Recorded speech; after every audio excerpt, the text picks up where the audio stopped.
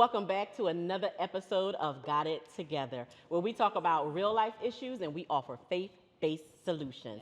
Please remember to like, comment, share, and subscribe.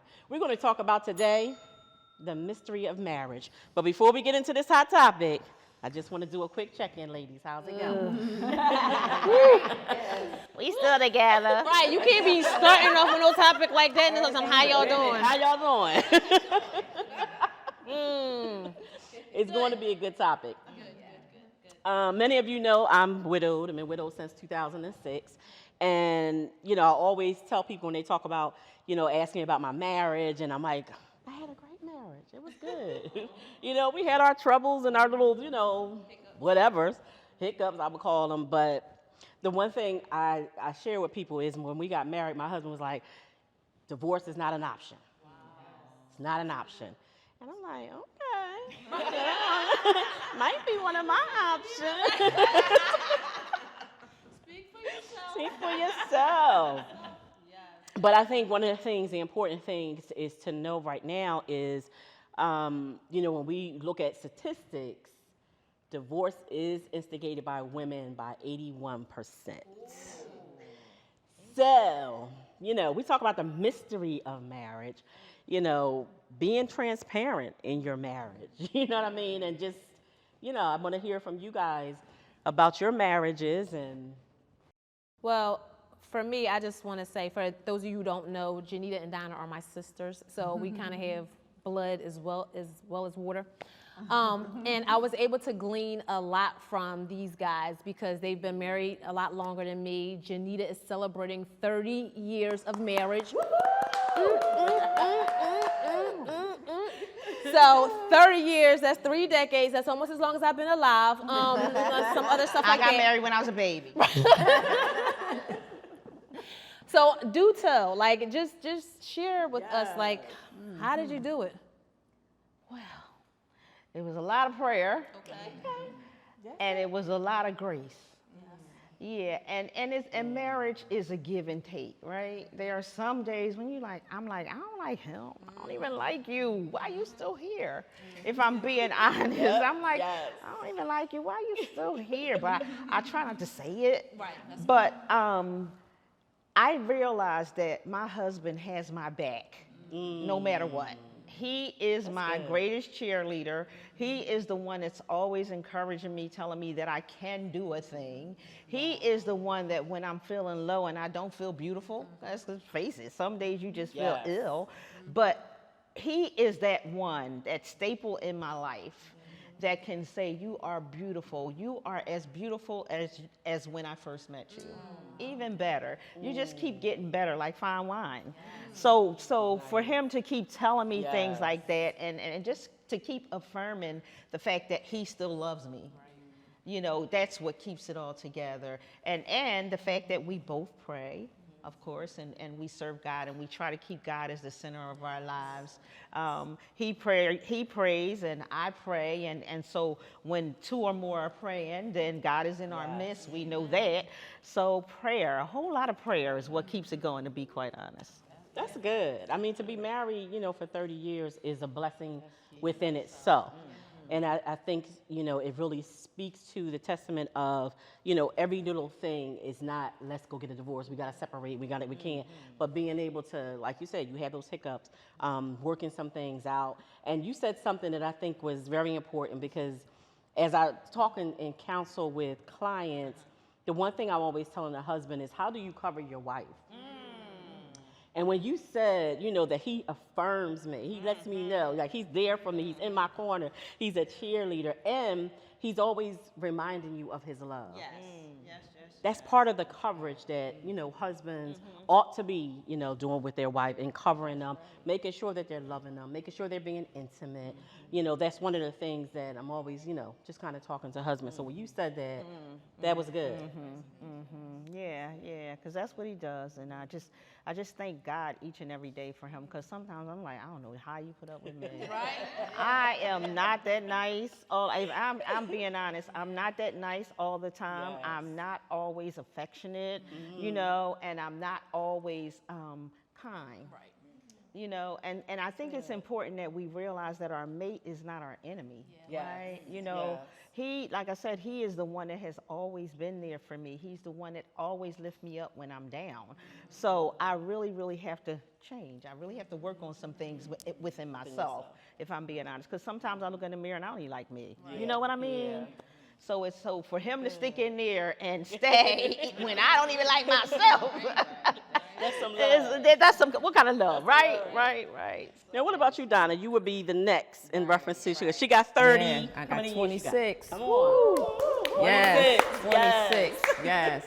And things for are me, possible. I think for my husband and I, because we were dating back in high school, and then he went off to college, so we parted our ways then. And then later on down the road, we found ourselves back together again. And now 26 years later, we have 2 children, and we're, you know, happily married, as happily married I think as you could be, right? You know, but we are, yes, exactly.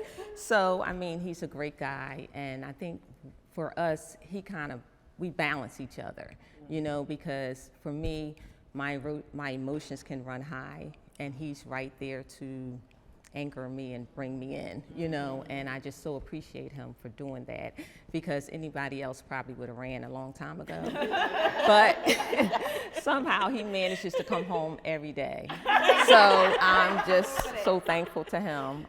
He's a wonderful guy.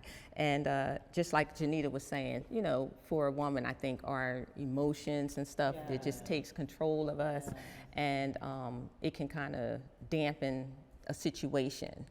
But my emotions, again, like, you know, a lot of women, they kind of wane and wane. I'm all over the place. So he kind of is there to bring me in.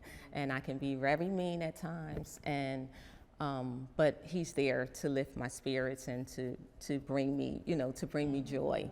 And I'm just so appreciative of him in our marriage, you know, It's great. Yeah, so that's it. Yes, we are. Yes. So I'm working to manage those emotions in order to make things a little bit better. Nice. Yes. Okay. Dee, I think you might be next. Marcus and I have been together for 25 years in January, married, and over 30 years together, but 25 years married in January. But yeah, he's an awesome guy. He's, you know, he's funny, he's shy, you know, he's always a big helper. He's always helping any and everybody where he can. If you need a toilet plug, if you need your brakes on, if you need anything, you need a paint, like, he's that guy. And that's what I love about him. He helps around the house, you know, he loves the barbecue. I love the summertime because that means I don't have to cook, so. But he's an awesome guy. Like you said, we balance each other out. I may sometimes get more excited than he does, but he's so reserved and non-confrontational. He just shuts down, but I go overly. But when we are together and we do have a fun time, we just laugh and just, like, it's just a funny time because he's so corny in his jokes, though. He's so corny, sorry, babe, but your jokes are corny, but I just have to laugh at them anyway. You may sneak one in there that we talk about, you know, and we ride that out for like a week. Remember that joke that you did laugh at? I said, yeah, babe, that was a good one. That was a good one. Those other 27, yeah, let's trash those, but. But no, it's been amazing. He's an amazing father, you know. He's always, yeah, like all of our men, you know, everybody has their flaws and everybody have their gifts, right? And that's just what it is, you know. Marcus and I ran into a hard patch at one time, but I swear to God, together today, where God has brought us, has been the best roller coaster ride I've ever been on, you know, and I don't blame God for going through it, you know. So, you know, I think he's the best friend I ever had today than I probably ever did, you know what I mean? So, yeah, so everything is well, you know. Okay, I got some little questions going on in my head. But let's Sarita go. Right. Well, you know, my marriage is the youngest, as I am the youngest. But I've actually, well, y'all all know I'm the youngest. I tell y'all that every episode. Now stop it. Y'all know I'm the youngest. Yeah. I don't know why they so upset that I'm the youngest. But nonetheless, you know, my marriage, we've been married for 17 years next week. Yes. 17 years. Okay. So we've been married for 17 years, but we've actually known each other for 40. Oh, wow. A little crazy, right? So, short version of a long story that my husband tells way better than I ever could because, you know, he was actually plotting all this stuff out long before I knew he was plotting it out. But we were in elementary school together, and we had a 6th grade. I know, wah. Y'all share y'all's love stories. Why? No, please share, but elementary. So in the 6th grade, there was those black roll books, and my name and my phone number was in them because, of course, this was before we had cell phones and text messaging and all that stuff. So he went into the roll book and stole my phone number. He had his friend Sammy, you should be in trouble for this. He had his friend Sammy play the lookout, and he went and he took my phone number. So he called my phone, which we had landlines back then. So my mom answered the phone, and he was like, "Can I speak to Sarita?" So she's thinking like, who is this boy calling my phone? But nonetheless, she let me speak to him. So I got on the phone. I'm like, boy, why are you calling my phone? Don't be calling my phone. Knowing I was happy that somebody was calling my phone because these two here were teenagers and they had boys to call them. So I wanted a boy to be calling me. So, you know, he didn't know this, but I was very happy that he was calling me. But, you know, time went on. We never dated. We didn't date in elementary. We didn't date in high school. We remained friends. He would come through the block. He would see my boyfriends at my house. He was so disrespectful. He would still come over to the house, talk to my sisters, just like the boys wasn't sitting on the couch. But years passed. He went where he went, and I was where I was. And, you know, we got together. He called my mom and was like, "Miss Cookie, is Reet married?" So she was like, no. He said, "Oh, well, does she have any children?" No, she doesn't have any children. He was like, "Oh, okay, I got to call her." He called me that night. We were on the phone probably for 4 hours long, just catching up over 10 years we hadn't spoke to each other. And from there, the rest is history. We have 17, going on 17 years of marriage. Praise the Lord. So the message that my sister told me, because, you know, she is the anchor, as I said, you know, so the message that she taught me was to always marry your stalker. And did, and it worked out so nice. And it worked out. You're happy. One of the things I guess I would, you know, love to hear from you guys, and sure our listeners would, with the challenges that we have in marriage. One of the challenges I know I deal with couples is trust. So when that trust is broken, whatever it may be, it could be infidelity, it could be lying, whatever it may be. What do you do to work on rebuilding trust as you putting your things in place? How does that look like for you guys? Definitely when trust has been broken, the best thing to do is go to God. Who you going to talk to? They can give you advice, but you need to drown. I had to drown myself in the word. You know what I mean? Like really get in depth is what I'm saying, you know? And we had to do it together though. It's like I couldn't do it by myself. It's like you have to come in and join me on this, and you have to want it just as bad as I did. So when you go through what you go through, you know, that's, you know, it's all well and fine, but it's not well and fine, right? But when you go through, you just trust and believe, like, which road is it going to be? Either we're going to be together or we're not. So you go ahead and then you get counseling. Counseling is very important, as I know you know, because you have people that come to you as well. But counseling and learning together the Word of God all over again. Like you have to really refresh yourself on the Word and why God brought us together and honor God in our marriage. So I think that's very important, very important.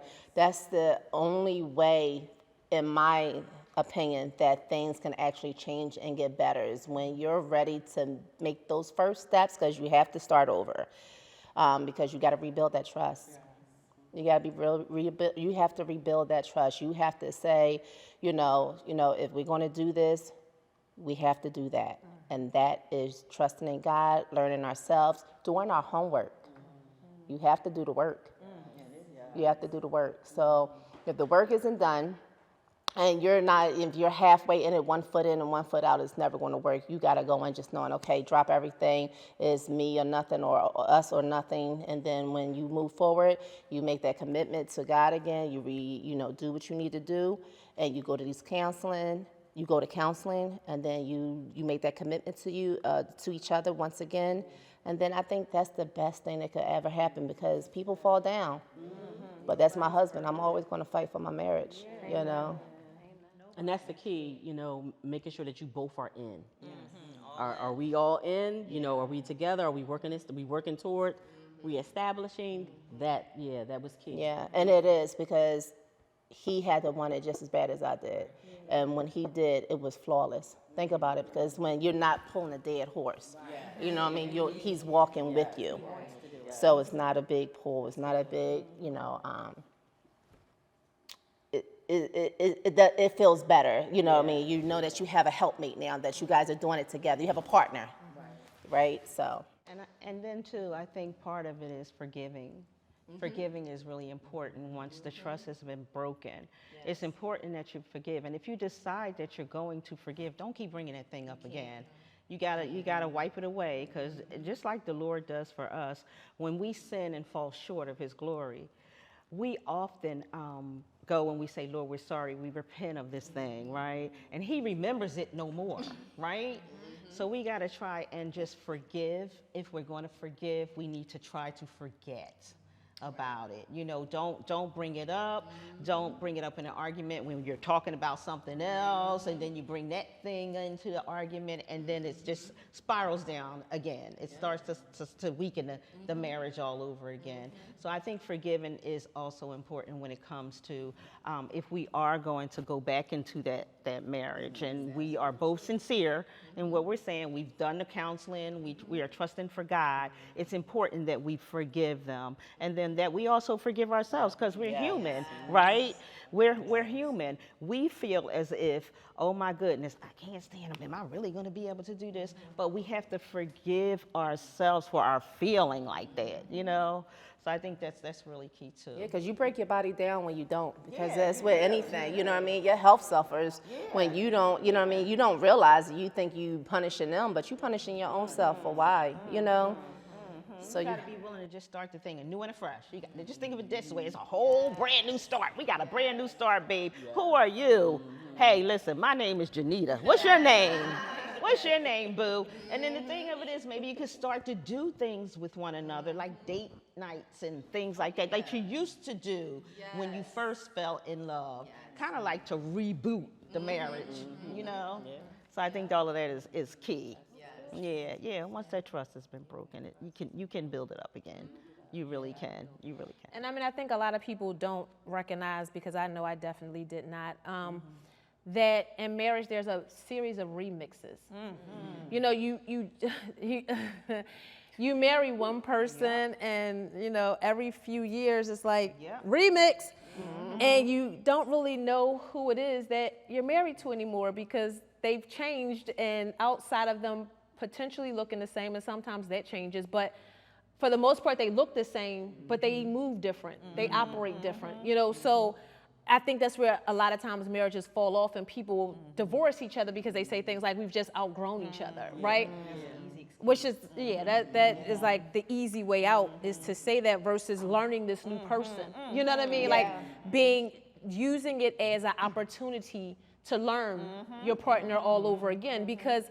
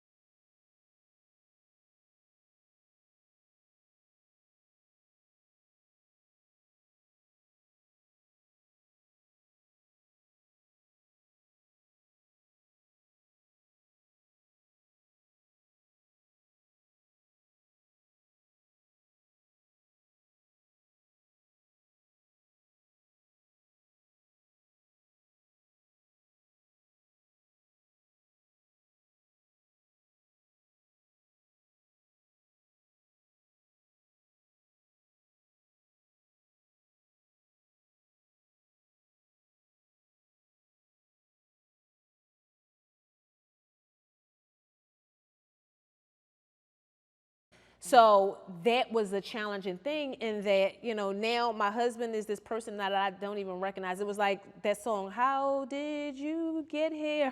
Like I didn't even know him. And I have a baby, so I'm learning to be a mom. On top of my emotions and hormones from having this brand new baby, we lived about an hour away from, family. I worked out where we lived. So, trying to figure out all of these things, I was on maternity leave. They had put me out early because of my cervix was shortened, so they thought I was going to go into preterm labor. So, my hormones were just trying to figure out if, I was going to heal properly and all those things. And then to not have what you thought was your partner, we planned this pregnancy and, we were planning and expecting. The nursery was beautiful. And then now I don't even recognize my husband anymore. And I had a stranger in my house. A stranger in my house that I had welcomed into my house. Right. Right, and I wanted him out my house. I mean, to be honest, I wanted him out my house. And for a little while, he had to leave the house. Like, he had to leave the house because in order for me to heal mentally, emotionally, to be a mother to our brand new baby, he had to go because he was not helpful, and my thing is always, if you're not going to be an asset, don't be a liability. So that's what I'm always saying in marriage, is if you're not going to be able to be an asset, then you're not going to be a liability. And I felt like at that point, he was becoming a liability, so he had to go. And I didn't even know that remixes were a thing that would happen, but thank the Lord, for the weeks that he was out of the house, he came back, he had to figure life out and, find a place to live.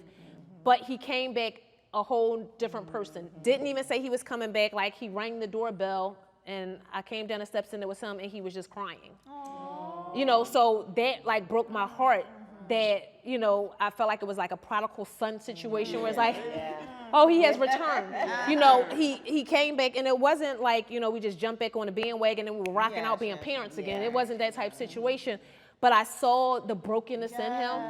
So it allowed me to be empathetic and broken and recognize that, okay, we're going to do this. Like, we're going to rock out. We're going to rock out and make it work, for our children's sake, for our future's sake, for our covenant that we made with the Lord.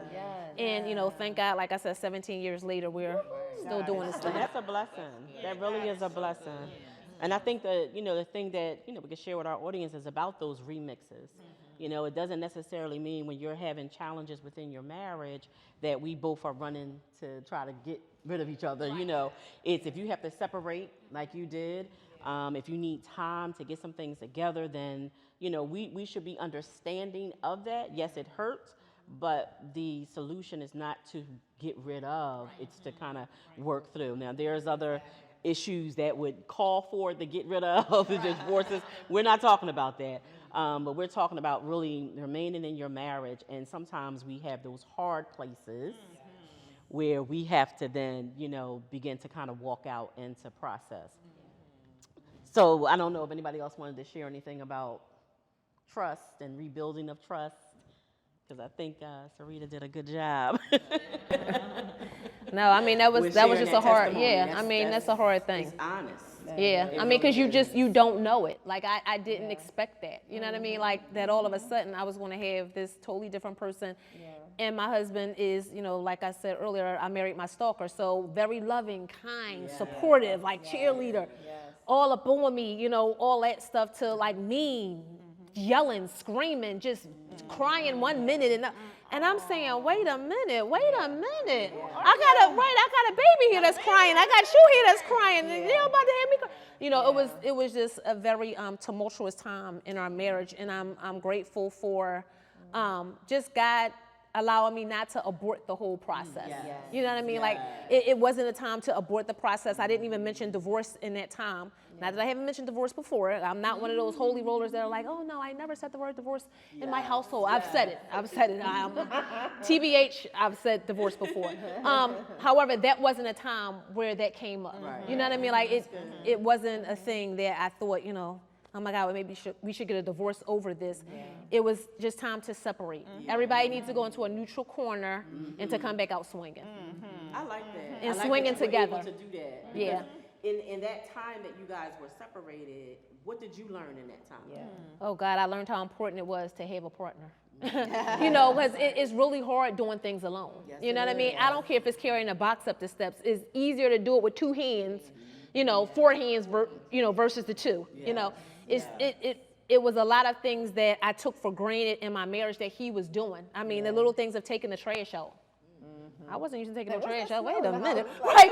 Who's taking the trash out? I got papers. These guys Right. They gotta go. Ain't nobody here taking this trash out. You know, like the protector of my house, knowing that he was here and I wasn't afraid of, you know, is anybody coming in at night? All those things, you know, you take for granted, like, let me double check the doors. I'm locking the door, because now it's just me and my daughter here, you know, in this single home by ourselves, and we're locking doors and making sure, and I'm hoping, sleeping with one eye open, trying to, you know, make sure the house was covered. I didn't have those worries when my husband was there. So it made me definitely appreciate him once he came back. What about those vows for better or for worse? What do we think about that? Well, if you stay in it, you're gonna get to the worst, and it may not take long. It might not take long, but it's a thing of making up your mind that no matter what, I am going to stick and I'm going to stay. As long as he ain't abusing you or doing any other that crazy stuff, you're going to stick and you're going to stay, because you can work it out. It can be worked out. Realizing that I'm not perfect and you're not perfect, but we are perfect for one another. So if you realize that and you are willing to compromise, because like I said from the beginning, compromise is so key. You know, is it really worth the fight? You know what I mean? Whatever you're arguing about, do I necessarily need to be right? Is it going to make a difference in my life? How is it going to make a difference to me? You don't always have to win. You don't always have to win. You can just say, I'm sorry, be the first one to say, I'm sorry. Don't go to bed mad at one another. Start off with something simple as that. Try not to go to bed mad at one another. Just say, if you need to take a break, just say, babe, you know what? I just think we need to take a break from this conversation and revisit it when I'm in a better headspace, when I can hear you. And try to hear your partner, you know, what he's saying. And when you hear it, be willing to make change. You know, there's a technique that I learned in counseling when hearing. It's like he's supposed to speak to you, and you're supposed to say, thank you for that. So what I heard was, you know, so you don't hear he's saying one thing, but in your mind is already processing something different. So it's always good to reconfirm what that comment was, so everybody is on the same page, because that can turn into an argument when you say, no, you said this. Yeah, I said it, but it wasn't in that dialogue with that, and that's what I was saying to you was. So it's easy to say, okay, Donna, you were saying what I heard from you and what you said to me, how I understood it was, you blah, blah, blah. And he said, yep, that's exactly what I was saying, you know? So that's the technique, guys. If you guys are ever in an argument and you're combative, you're going back and forth, and one is not listening, but the one is talking, and you don't think that you guys are on a, you know, you understanding one another, just sit back and just wait a minute and just try to, you know, rewind and process in your head what the verbiage just was, what he just said or she said out of your mouth. And then also, don't listen to speak. You know, listen to actually hear what that individual is saying. And what you just said gives